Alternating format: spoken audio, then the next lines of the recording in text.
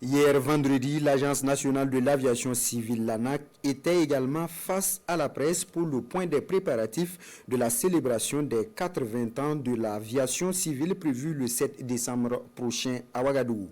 Pour l'occasion, l'ANAC s'est davantage dévoilée aux hommes et femmes de médias. Les détails avec Césaire Carrefour et Moumouni Wanga. Le 7 décembre prochain, l'Organisation de l'aviation civile internationale célèbre ses 80 ans. Pour commémorer l'événement, l'ANAC, l'Agence nationale de l'aviation civile, régulateur national en la matière, s'active pour une célébration réussie.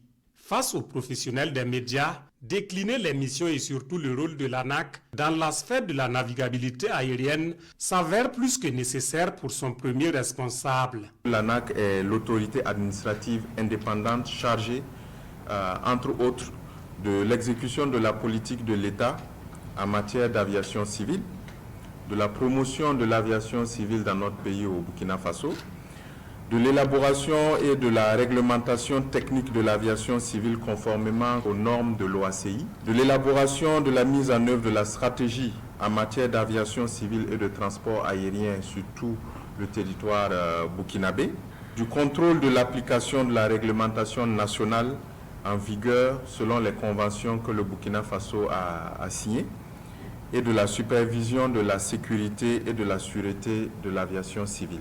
Des missions savamment exécutées, cela grâce à un personnel qualifié, des compétences qui, au dire des conférenciers, contribuent à garantir une navigabilité sécurisée aux aéronefs dans le ciel burkinabé et partout ailleurs. Un avion doit être techniquement en parfait état pour pouvoir décoller. Et l'ANAC dispose en son sein d'inspecteurs qui font ce travail-là régulièrement au niveau de la plateforme, qui visitent les avions lorsque l'avion est sur place sur le tarmac burkinabé, lorsque l'avion est dans un autre pays et qui doit venir au Burkina Faso. L'ANAC envoie ses inspecteurs navigabilité s'assurer que cet avion est en parfait état pour traverser ou même atterrir sur le territoire burkinabé. Un modèle bâti sur la sécurité, la résilience et la durabilité du système de l'aviation civile.